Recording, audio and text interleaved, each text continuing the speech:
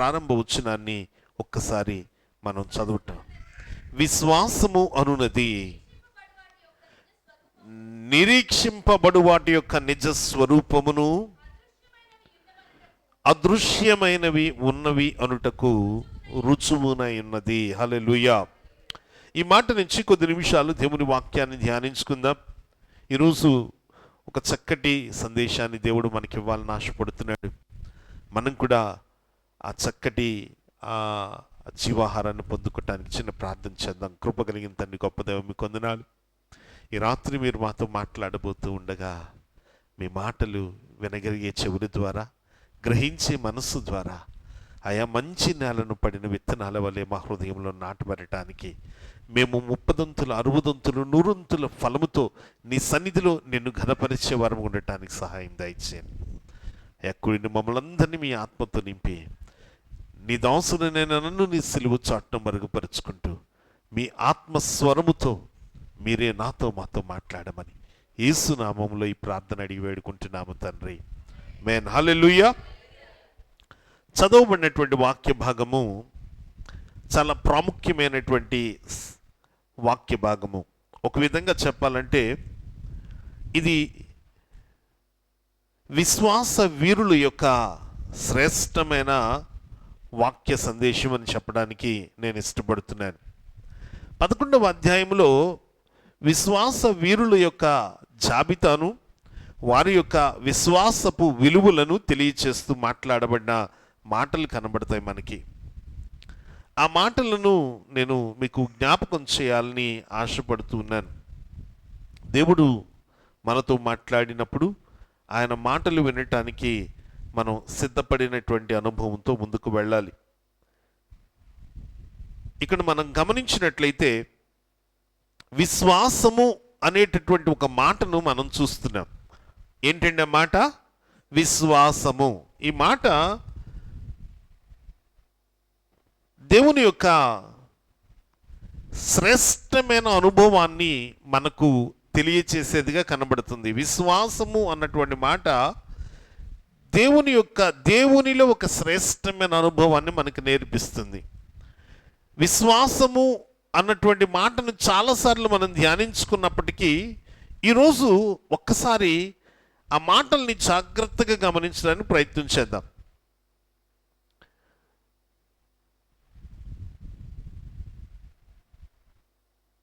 ఇక్కడ భక్తుడు ఏం చెప్తున్నాడంటే, విశ్వాసము అనునది నిరీక్షింపబడు వాటి యొక్క నిజస్వరూపమును అదృశ్యమైనవి ఉన్నవి అనుటకు రుజువునై ఉన్నది అని చెప్పి ప్రారంభిస్తూ ఆయన కొన్ని విషయాలు, కొంతమందిని గురించి మనకు నేర్పిస్తూ వస్తున్నాడు. అందులో దానిని బట్టియే పెద్దలు సాక్ష్యము పొందిరి. ప్రపంచములు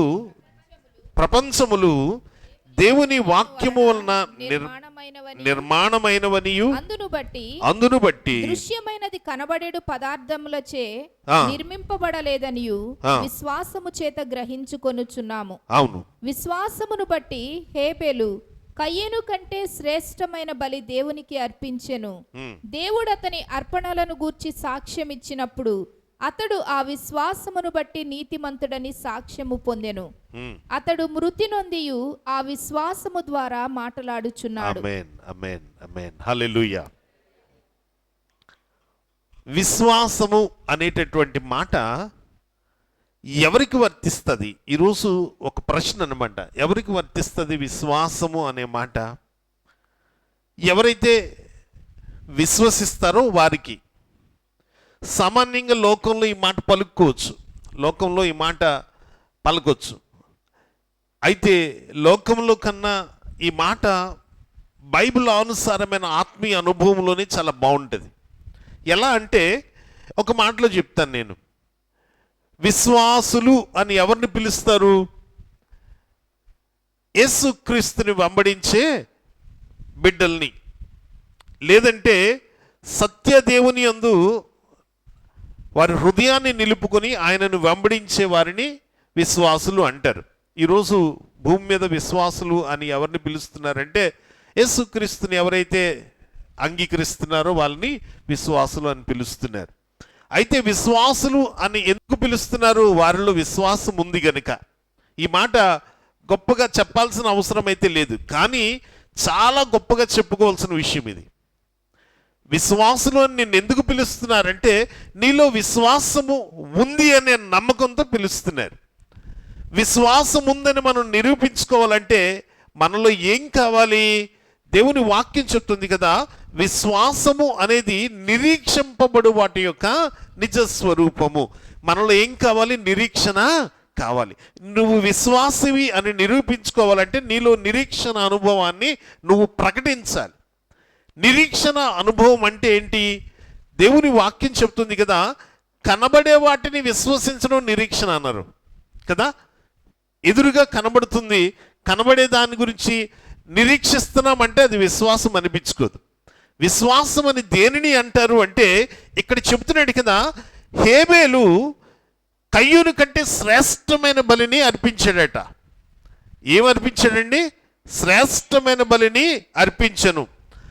దేవుడు అతని అర్పణను గూర్చి సాక్ష్యం ఇచ్చినప్పుడు అతడు ఆ విశ్వాసమును బట్టి నీతిమంతుడని సాక్ష్యము పొందెను. అతడు మృతి పొంది కూడా విశ్వాసము ద్వారా మాట్లాడాను. హల్లెలూయా. ఏ విశ్వాసం ఇది? కయ్యూను చూడనటువంటిది. విశ్వాసమును బట్టి హేబేలు కయ్యూను కంటే శ్రేష్టమైన బలిని అర్పించాడు. ఆ విశ్వాసం ఏంటంటే దేవుని వలన ఆయన పొందుకునేటటువంటి ఆశీర్వాదం. హల్లెలూయా. దాని గురించి హేబేలుకు తెలియదు, అది ఎలా ఉంటుందో తెలియదు, అది ఇంతకుముందు చూసింది కాదు, విన్నాడంతే.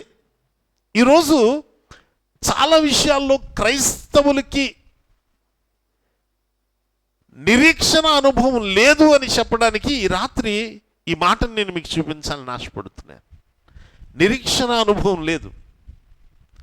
నిరీక్షణ అనుభవం మన జీవితాల్లో ఉంటే మనం ఎలా ఉంటామంటే ప్రతి విషయంలో బైబిలానుసారమైన అనుభవాలు కలిగిన వారంగా ఉంటాం. హల్లెలూయా.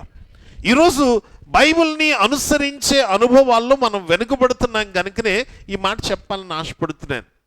దేవుని వాక్యం చెప్తుంది కదా, భూమి మీద ఎవరికి సమాధానం కలుగుతుంది అంటే ఎవరైతే ఆయనకి ఇష్టలో వారికి. అదే కదా దేవుని వాక్యం లూకాసు వార్తలు చెప్తుంది, ఆయనకి ఇష్టలేన మనుషులకు భూమి మీద సమాధానం. నీకు భూమి మీద సమాధానం కావాలంటే దేవునికి ఇష్టడిపై ఉండాలి. ఎవరు దేవునికి ఇష్టలైనటువంటి వారు అంటే విశ్వాసము లేకుండా దేవునికి ఇష్టలై ఉండట అసాధ్యమని దేవుని వాక్యం చెప్తుంది. అంటే విశ్వాసం అనేది నీ జీవితంలో ఉంటేనే నువ్వు దేవునికి ఇష్టడుగా ఉండగలవు. దేవునికి నేను ఇష్టడను అని నువ్వు చెప్పుకుంటే నీకు ఏం కావాలి? విశ్వాసం కావాలి. విశ్వాసానికి ఒక రుజువు ఏంటి అంటే నిరీక్షణ. విశ్వాసానికి రుజువు ఏంటి? నిరీక్షణ. అవునా? ఇప్పుడు మా ఇంట్లో ఒక వస్తువు ఉంది అని నేను చెప్పాను అనుకోండి, దానికి రుజువు ఏంటి? మీరు మా ఇంటికి వచ్చి చూస్తే కనబడుతుంది, లేతే కనబడదు. ఇప్పుడు మనము వింటున్నటువంటి వాక్య సంబంధమైన విషయాలు కూడా అలాంటివే. హేబేలు దాన్ని నమ్మాడు, దేవుని నీతిని నమ్మాడు. హల్లెలూయా. అది అతనికి నీతిగా ఎంచబడింది. తర్వాత మనం హానోకును చూస్తాం. హానోకు దేవునిని నమ్మి ఆయనతో నడిచాడట. ఈరోజు అసలు చాలా ప్రాముఖ్యంగా హానోకును గురించి ఒక కొద్ది నిమిషాలు మాట్లాడాలని ఆశ కలిగి వాక్యాన్ని దగ్గరికి వచ్చాను నేను. హానోకు అన్నటువంటి మాట బైబిల్లో చాలా తక్కువ కనబడుతుంది. ఆదికాండం 5వ అధ్యాయంలో హానోకు కనబడతాడు. ఆ యొక్క నోవాహు వంశావళి అనుభవాలను మనం చూస్తూ ఉన్నప్పుడు దేవుడు కయ్యూను ఈ భూమి మీద హేబేలుని చంపేసిన తర్వాత హేబేలుకు ప్రతిగా సేతుని దేవుడు ఇచ్చినప్పుడు సేతు నుంచి వచ్చినటువంటి వంశావళిని దేవుడు చూపిస్తాడు. ఆ వంశావళిలో హానోకు కనబడతాడు. హానోకు 65 సంవత్సరాల వయసులో మెతూషేలుని కంటాడు. మెతూషేలు కనిన తర్వాత ఆయన 300 సంవత్సరాలు బ్రతికాడట. ఈ 300 సంవత్సరాలు దేవునితోనే నడిచాడట. దేవుని వాక్యం చెప్తుంది అతని జీవనము 365 సంవత్సరాలు. 300 సంవత్సరాలు దేవునితో నడిచిన అనుభవం ఆయన జీవితంలో ఉంది. ఆయన దేవునితో నడిచి నడిచి దేవునితో వెళ్ళిపోయాడట. హల్లెలూయా. ఆయన శరీరముతోనే దేవునితో వెళ్ళిపోయాడు. ఆయన లేడు. ఆ తర్వాత మనుషుల్లాగా ఆయన చనిపోలేదు. ఈ మాట ఎన్నోసార్లు మనం మాట్లాడుకున్నాం. అయితే ఈ హానోకును గురించి నేను ఆలోచన చేసినప్పుడు, హానోకు ఈ బైబిల్ గ్రంథములో లేనటువంటి ఒక గ్రంథాన్నే రాశాడట. ఆ గ్రంథాన్ని ఎందుకు తీసేశారో తెలియదు, కానీ ప్రకటన గ్రంథము లాంటి ఒక గ్రంథాన్ని హానోకు రాశాడని చెప్తారు. సమానమైన, ప్రకటన గ్రంథంతో సమానమైన ఒక గ్రంథం. ఆ గ్రంథం ఉంది, కానీ బైబిల్లో తగిలించలేదు దాన్ని. హానోకు దేవునిని చూశాడు, దేవుని రాజ్యాన్ని చూశాడు, కనుకనే ఆయన దేవునితో ఎత్తబడేవాడిగా ఉన్నాడు. హానోకును గురించి బైబిల్ ఏం చెప్తుందో కొద్ది నిమిషాలు ఆ మాటను గురించి మనం ధ్యానించుకుంటూ ఒక్కసారి. విశ్వాసమును బట్టి హానోకు మరణము చూడకుండునట్లు కొనిపోబడెను. విశ్వాసమును బట్టి హానోకు దేనిని చూడకుండా కొనిపోబడ్డాడండి? మరణము అనేది చూడకుండా కొనుపోబడెను. అతడు కొనుపోబడక మునుపు ఇష్టుడై ఉండెనని సాక్ష్యము ఎలా ఉన్నాడండి? దేవునికి ఇష్టుడై ఉండెనని సాక్ష్యము పొందెను. కాగా దేవుడు అతని కొనిపోయెను గనుక అతడు కనబడలేదు. ఆమేన్, హల్లెలూయా. హానోకు దేవుని చేత ఎత్తబడటానికి కారణం ఏంటండి? ఆయన దేవునికి ఇష్టుడై ఉన్నాడు. హల్లెలూయా. దేవునికి ఇష్టమైనటువంటి వారు ఏంటి? ఇష్టమైన వారు అనడానికి సాదృశ్యం ఏంటి? విశ్వాసము. విశ్వాసానికి సాదృశ్యం ఏంటి? నిరీక్షణ. మనం హానోకులో ఏం చూస్తున్నాం ఈరోజు?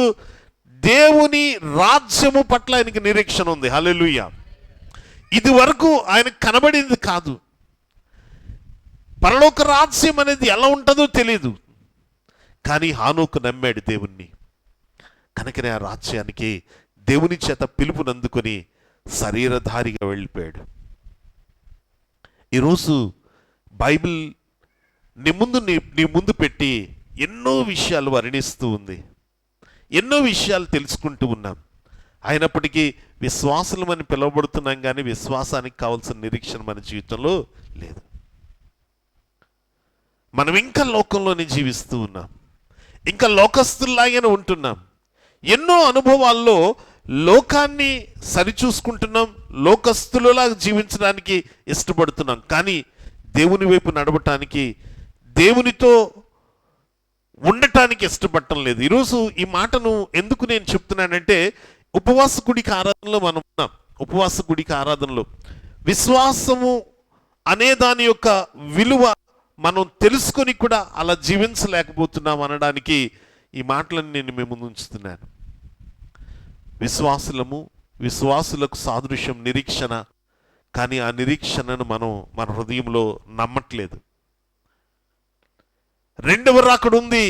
యేసుక్రీస్తు మన కొరకు వస్తాడు, ఆయన మనల్ని తీసుకుని వెళ్తాడని మనకు తెలుసు, బైబిల్ చెప్తుంది. కానీ దాన్ని నిజంగా నమ్మేవారమైతే మన ఆత్మీయ జీవితాలు ఎలా ఉంటాయో తెలుసా?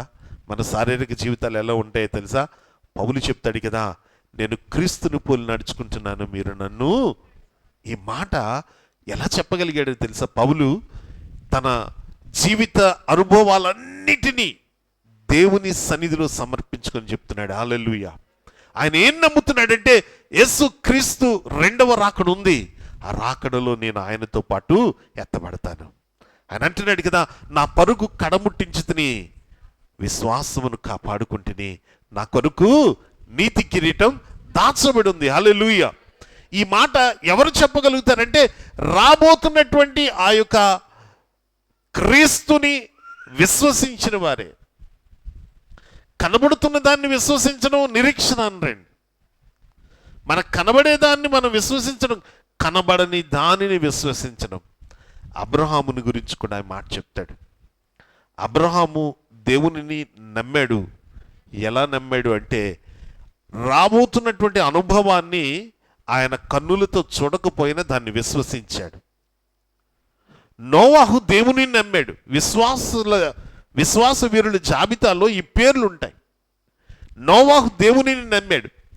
దేవుడు నోవాహుతో మాట్లాడాడు. ఏమనంటే, నోవాహు నువ్వు ఒక వాడను చేయి, నేను ఒక డైమెన్షన్ ఇస్తాను, నేను ఒక కొలతలు ఇస్తాను, వాటి ప్రకారం ఒక వాడను చేయి. ఆ వాడలోనికి నేను నీ దగ్గరికి పంపిస్తున్నటువంటి జీవులన్నింటినీ ఎక్కించు అని చెబితే అలాగే ప్రభువా, ఎందుకు అంటే రానున్న కాలంలో ఆకాశ తుములు తెరిచి భూమి మీద ఉన్నటువంటి జలమంతటినీ ఈ భూమి మీదకి రప్పించి ఈ భూమి మీద ఉన్నటువంటి జీవరాశులన్నింటినీ నేను చంపేయబోతున్నాను అని చెప్తే, అప్పుడు ఆకాశం నుంచి వర్షం పడడం అన్నది ఏంటో తెలీదు, కానీ నోవాహు దాన్ని విశ్వసించాడు. హల్లెలూయా. ఇది వరకు చూడనటువంటి దానిని, తనకు తెలియనటువంటి దానిని ఆయన నమ్మాడు. ఈరోజు క్రైస్తవ నమ్మకం ఏంటో తెలుసా? క్రీస్తు రెండవ రాకడ. క్రైస్తవ నమ్మకం ఏంటో తెలుసా? ఆయన మన కోసం వెళ్ళి స్థలం సిద్ధపరచడానికి వెళ్ళాడు. ఆయన తిరిగి వస్తాడు, నన్ను కూడా ఆయనతో తీసుకుని వెళ్ళడానికి. ఎన్నో పాటలు మనం పాడుకుంటూ ఉంటాం ఈ మాటలు. ఆయనతో కూడా నేను వెళ్తాను అని. ఎక్కడికి వెళ్తావు? పరలోక రాజ్యానికి వెళ్తావు. కానీ దానిని నీ హృదయంలో విశ్వసించట్లేదు. ఈరోజు ఈ మాటను చెప్పడానికి ఇష్టపడుతున్నాను. ఒకవేళ నీ హృదయంలో ఇష్టపడితే, లేదంటే విశ్వసిస్తే, నువ్వు ఎలా ఉంటావో తెలుసా? నీ జీవితం ఎలా ఉంటుందో తెలుసా? ఈ లోకానికి వేరే జీవిస్తావు. హల్లెలూయా. ఎవరైతే ఈ లోకానికి వేరే జీవిస్తున్నారో వారి విషయంలో ఈ మాట ఖచ్చితంగా చెప్పగలను. పరలోక రాజ్యపు వారసుడుగా నువ్వు ఉన్నావు, పరలోక రాజ్యపు వారసురాలుగా నువ్వు ఉన్నావని నేను ఖచ్చితంగా చెప్పగలను. ఎవరైతే లోకానికి వేరుగా జీవించట్లేదో వారు గమనించండి, మీరు ఇంకా సత్యంలోనికి వెళ్ళలేకపోతున్నారు. విశ్వాసమునున్నది నిరీక్షింపబడు వాటి యొక్క నిజస్వరూపమును అదృశ్యమైనవి ఉన్నట్వి అనుటకు రుజువును అయిన ఉన్నది అంటాడు దేవుని వాక్యంలో. అదృశ్యమైనవి అంటే మన కళ్ళకు కనబడనివి, దృశ్యము కానివి, చూడలేనివి. ఈ భూమి మీద చూడలేనివి ఏంటి? మనుషులను చూస్తున్నాం, ఈ సృష్టిని చూస్తున్నాం, ప్లానెట్స్ చూస్తున్నాం, అన్ని చూస్తున్నాం. కానీ నువ్వు నేను చూడలేనిది ఏంటో తెలుసా? పరలోక రాజ్యం. హల్లెలూయా. దేవుని వాక్యం చెప్తుంది కదా, మనిషి దానికోసమే మూలుగుతూ ఉన్నాడట. హల్లెలూయా. పరలోక రాజ్యం కోసమే పరితపిస్తూ ఉన్నాడు. ఆత్మ ఉచ్చరింప సఖ్యము కాని మూలుగులతో దేవునిని ఎందుకు ఆరాధన చేస్తుందో తెలుసా? నీవు దేనినైతే నమ్మట్లేదో దానిని నువ్వు పోగొట్టుకోకుండా ఉండడం కోసం ఆత్మ ఉచ్చరింప సఖ్యము కాని మూలుగులతో నీ కోసం దేవుని సన్నిధిలో ఏడుస్తూ ఉంది. సృష్టి అంతా దేవుని సన్నిధిలో వేదన పడుతుంది. దేనికోసమో తెలుసా?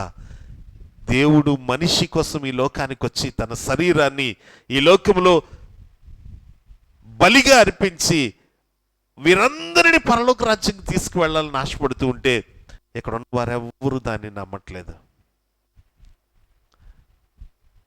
విశ్వసించటం లేదండి. దేవుని వాక్యం చెప్తుంది కదా, ఆయన రెండవ రాకడలో విశ్వాసము గలవారిని నేను కనుగొనిదనా అంటున్నాడు. హల్లెలూయా. విశ్వాసాలను కనుగొందినా? ఆ రోజు సొదొమ గొమొర్రాలోనికి వెళ్ళినప్పుడు అక్కడ 50 మంది విశ్వాసులు ఉంటారా? 50 మంది నీతిమంతులు ఉంటారా? నేను దాన్ని విడిచిపెట్టేస్తాను అన్నాడు.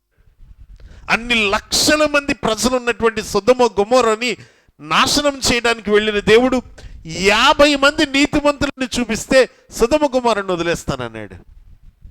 ఈరోజైతే ఒక్క విశ్వాసనైనా నేను కనుగొంటానా అని అంటున్నాడు ఆయన. ఎందుకు మాట అన్నాడు? ఒకసారి ఆలోచన చేయండి. మనలో ఆయన రెండవ రాకడకు సంబంధించిన మాటలైతే వింటున్నాం కానీ హృదయంలో దాన్ని నమ్మట్లేదు. హల్లెలూయా. ఈరోజు దాన్ని నమ్మకపోతే నువ్వు పోగొట్టుకునేది ఏంటో తెలుసా? పరలోక రాజ్యం. నిరీక్షణ లేకపోతే నీ జీవితంలో విశ్వాసం లేనట్టే. విశ్వాసము లేకపోతే నువ్వు దేవునికి ఇష్టడువైన అనుభవాన్ని లేనట్లే. ఇష్టడువైన అనుభవం నీ జీవితంలో లేకపోతే హనోకు వల్లే ఎత్తబడే అనుభవం నీ జీవితంలో లేనట్లే. ఏది కావాలి ఈరోజు? ఒక మా అమ్మగారు వచ్చేవారు మా ఇంటికి. ఆవిడ ఎప్పుడు రాకడ గురించి చెప్తూ ఎగురుదామా ఎగురుదామా అనేవారట. ఉండిపోతావా వెళ్తావా, క్రిందకా పైగా. ఈరోజు నీ జీవితాన్ని నువ్వే పరీక్షించుకోవటానికి దేవుడి మాటతో మనల్ని మాట్లాడుతున్నాడు. విశ్వాసం అనున్నది నిరీక్షింపబడు వాటి యొక్క నిజ స్వరూపను, అదృశ్యమైనవి ఉన్నవి అన్నట్టుకు రుజువునై ఉన్నది. దానిని బట్టియే పెద్దలు సాక్ష్యము పొందిరి. హల్లెలూయా. ఈ యొక్క విశ్వాస వీరుల జాబితాను ఒక్కొక్కరిని చదువుకుంటూ వెళ్తే ప్రతి వారిలో విశ్వాసము. నోవాహులో ఉన్న విశ్వాసము, హానోకులో ఉన్న విశ్వాసము, హేబేలులో ఉన్న విశ్వాసము, అబ్రహాములో ఉన్న విశ్వాసం, ఇస్సాకులో ఉన్న విశ్వాసము, యాకోబులో ఉన్న విశ్వాసము. ఒక్కొక్క విశ్వాసాలని మనం గమనిస్తూ వస్తే ఆ వీరులను చూస్తుంటే మనకు అనిపిస్తుంది నిజంగా వారు చూడనటువంటి దానిని నమ్మటానికి వారు ఏం చేశారు. ఈరోజు అది చేయటానికి నువ్వు నేను ప్రయత్నం చేయాలి. కనబడే వాటిని నమ్మటం కాదండి, కనబడని వాటిని నమ్మటం. దేనికోసమైతే ఆయన ఈ లోకానికి వచ్చి మరణించాడో దానిని మనం పొందుతామని ఎప్పుడైతే విశ్వసిస్తామో అప్పుడే మనము నిజంగా విశ్వాసలంగా మారుతాం. హల్లెలూయా. ఆయన దేనికోసం వచ్చాడండి ఈ లోకంలో? నశించిపోతున్న నిన్ను నన్ను వెతికి రక్షించడానికి వచ్చాడు. ఆ రక్షణ మనం ఎప్పుడు పొందుకున్నట్లు తెలుసా? ఆయనను పరిపూర్ణముగా నమ్మినప్పుడే, ఆయన నిన్ను ఇష్టడిగా చూసినప్పుడే. ఆయనకి ఇష్టమైన వారిగా నేను మారడానికి నేనేం చేయాలి ప్రభా? ఆ నిరీక్షణ నాకు నేర్పించు ప్రభా అని ఈరోజు దేవుణ్ణి అడుగుదాం. దేవుడు అట్టి నిరీక్షణ అనుభవాన్ని నీకు ఇవ్వాలి అంటే నీ జీవితంలో ప్రతి శ్రమలోను, ప్రతి బాధలోను ఓర్పుతో, సహనముతో ఆయన కోసం ఎదురు చూసేవారిగా ఉండాలి. ఈ లోకంలో కనబడుతున్నటువంటి చిన్న చిన్న శ్రమలకు ఓడిపోయి దేవుని నుంచి దూరం అయిపోయేవారిగా ఉండకూడదు. శ్రమల చేతిలో మనం ఓడిపోతే అపవాది మన మీద జయం పొందుతుంది. మనము అపవాదిని గెలిచేవారమైతే శ్రమలు మన మీద ఓడిపోయేవారిగా ఉంటాయి. హల్లెలూయా. శ్రమలను ఓడించే సామర్థ్యము దేవుడు మనకివ్వాలని ఈ రాత్రి కోరుకుంటూ ప్రార్థనకు దేవుని సన్నిధిలోనికి వెళ్దాం. దయచేసి తల ఉంచుకొని ప్రార్థన చేయడానికి ముందు ఒకసారి లేచి నిలబడదాం.